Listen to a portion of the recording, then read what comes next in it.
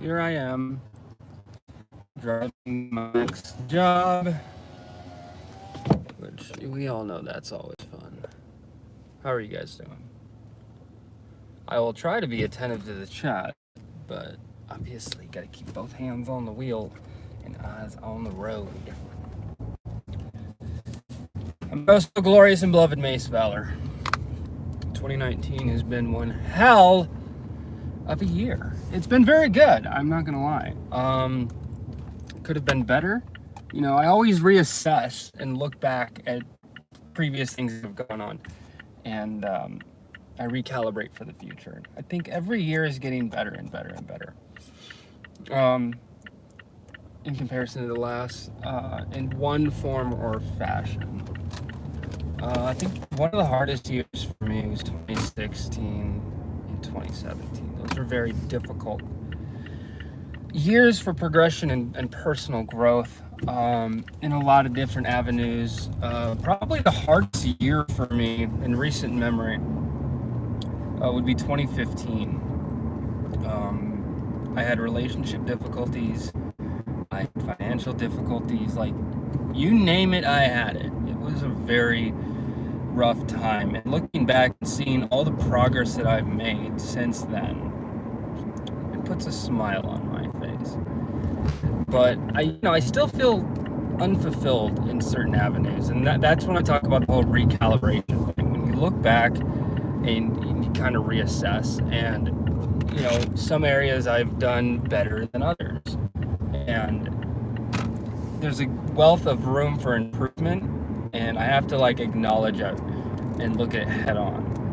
And it's not an easy thing to do by any means. I think for 2020, I've been focused so much, especially this past year, on personal goals that if I attain will benefit my family. But that's been at the cost of utilizing the time that I have solely on those personal things.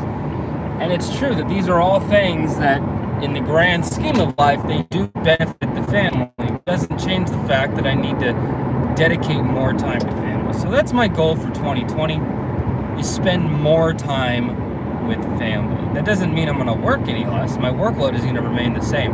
But the allocation of free time that I have is going to be more spent with my loved ones.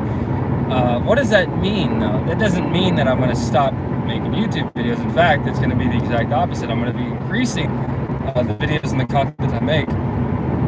I just need to figure out what that's going to be exactly. I've written out several scripts. I've kind of gone through and reassessed things like, well, is this content that I would want to watch? Is this stuff that I'm interested in? Because it's kind of what my channel's always been about, is I make the videos that I'm interested in, but not necessarily the videos I want to watch. And the videos I want to watch aren't the videos I'm interested in making. But I'm an author, I'm a storyteller, and I'm very community-driven and involved.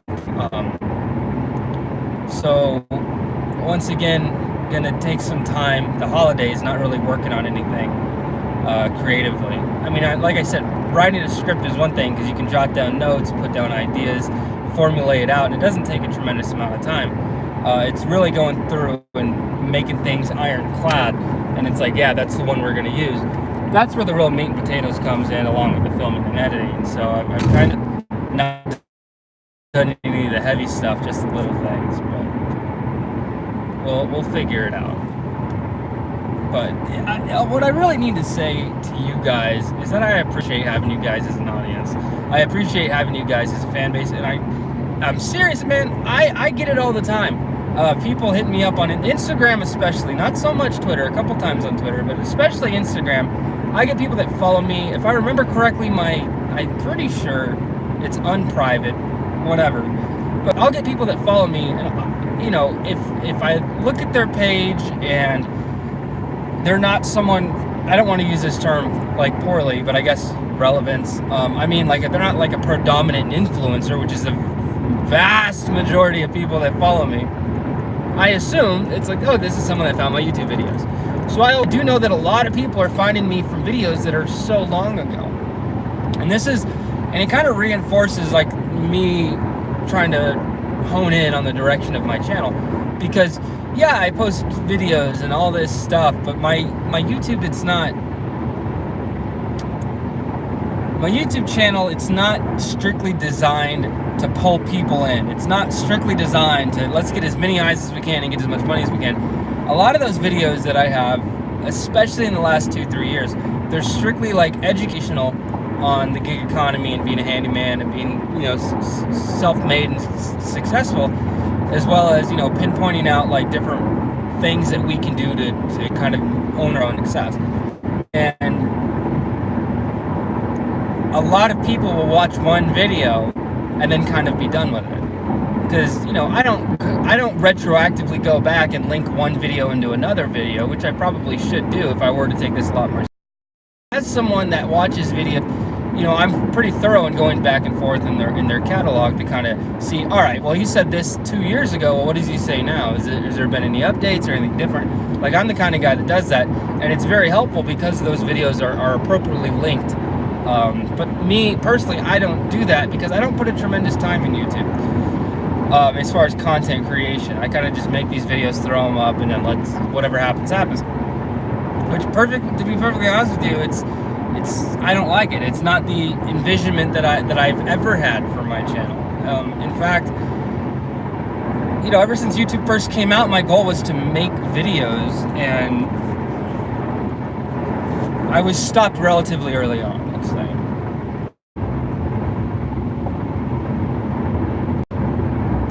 Oh, really? Extra mac sauce. Hiring a writer for a board game. Tell me about that, dude. I'm a big fan of board games. I don't have a lot of IRL friends, so very rarely am I ever actually able to play. My personal favorite is Pandemic. I love the cooperative aspects of it. It's wonderful. Yeah, so if you look at the early stuff on my YouTube channel, those were videos that were well thought out. That I had a vision of what I wanted to do, and I did it. And I wouldn't say that they're strictly organized and planned, but they were thought out with an intention, with something to convey. And that was kind of in the early process. Oh yeah, definitely hit me up on Instagram @MaceValor, or you can always hit me up on Twitter. Those are going to be the easiest places to find me.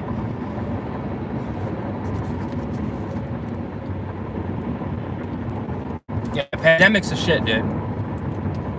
I got it for Christmas last year, and I haven't played it in a while, but man, for like a good, probably a month, me and the fake wife, we were playing it like almost every night, if not every other night. Like because like the learning curve of Pandemic, like there's a learning curve to it, and we've also played it with multiple people once before.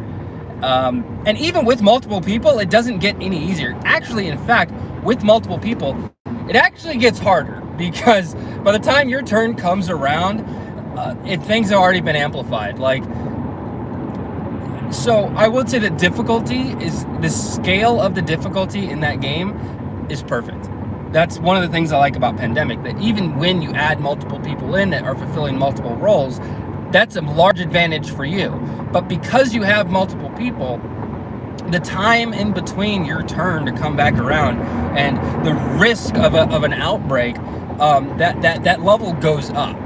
So yeah, you have an advantage of having more people with better skill sets. You know, and you have a better spread of scope of the things that you can do. But the time it takes for the virus to like spread, it intensifies. The balance of that game, I think, is perfect.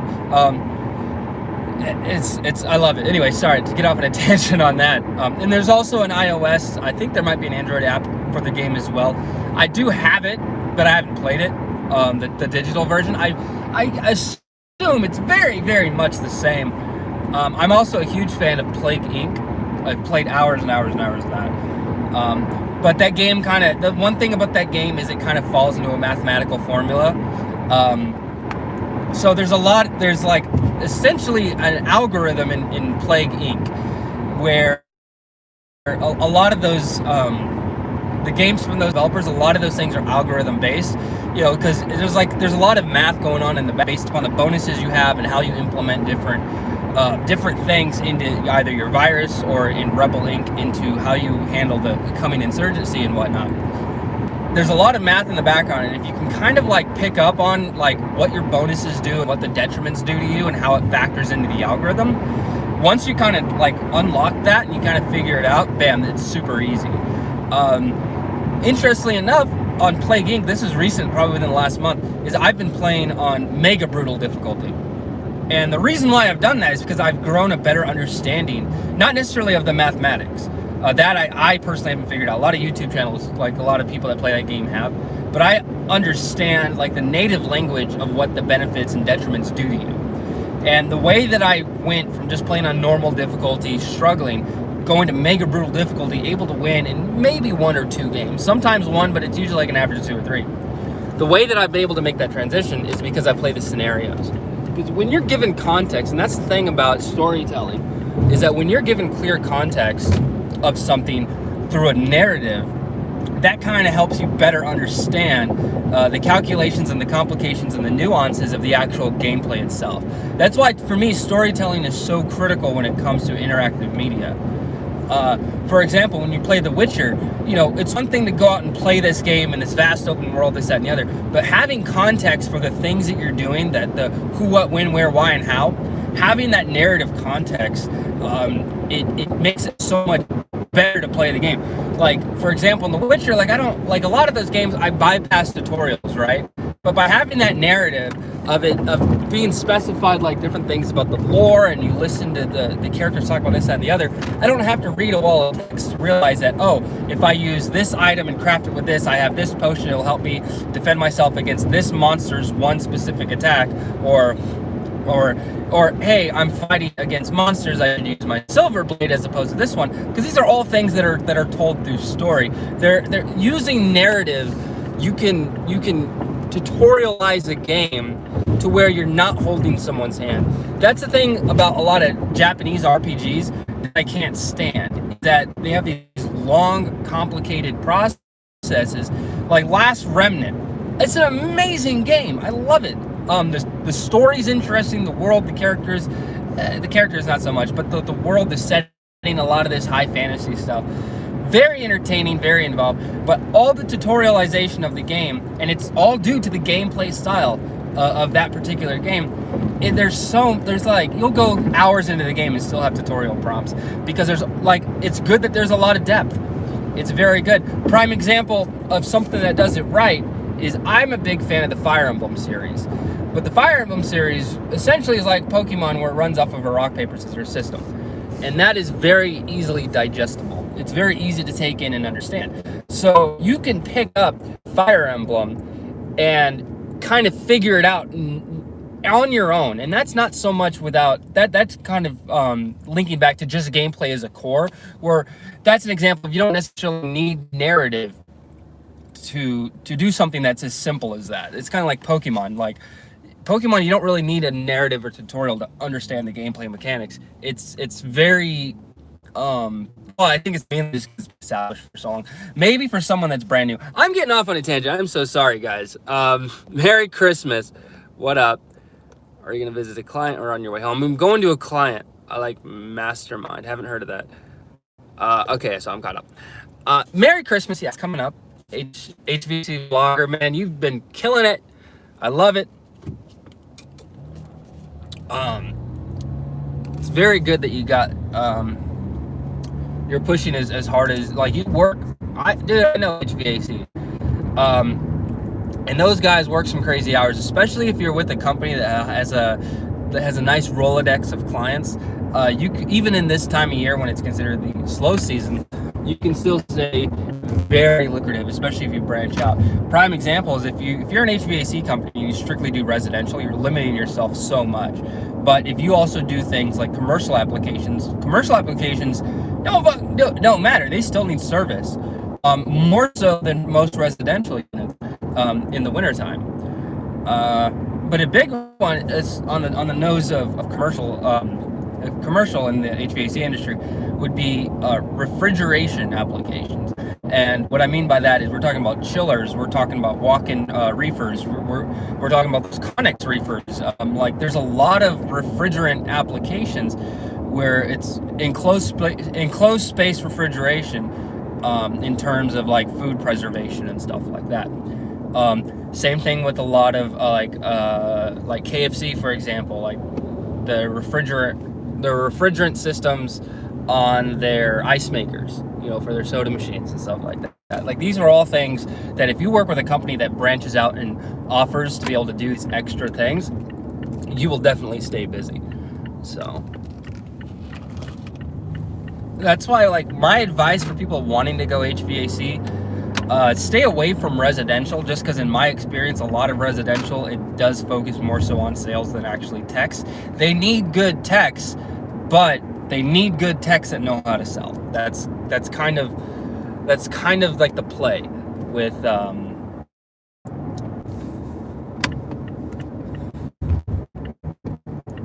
yeah, I'm driving all over town, so if it drops off, just refresh the page. I'm sorry. It's like, it's nuts. Like whenever I drive, Vegas has, of every major city that I've lived in, Vegas has the lowest the lowest consistency of cellular reception.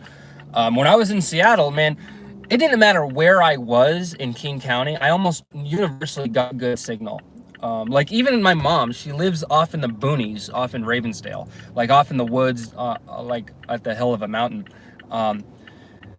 She gets great reception out there. Not in her house though, because she has a metal roof. Yeah, the reception inside, like when you walk in the front door, reception is like it's null. It's like you don't get jack shit. But they got Wi-Fi, so it's not really that much of a problem.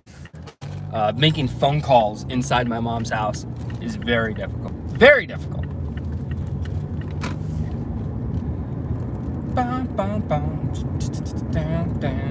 Oh yeah, so like I was saying, man, back in the day when I was doing YouTube videos and stuff, one of the big things, turn right. Oh, I guess I'm technically here. I wasn't expecting to be here so soon. You know what? I'll give you guys, it's going to take me probably an hour and a half to do this. So give me a little while. I'll be back. And yeah, I'll be back in like an hour and a half. I'm sorry. I didn't think it was, I'll do a longer stream after this job. Yeah, I'm your so glorious, beloved Mace Valor. In refrigeration, such thing as a slow season.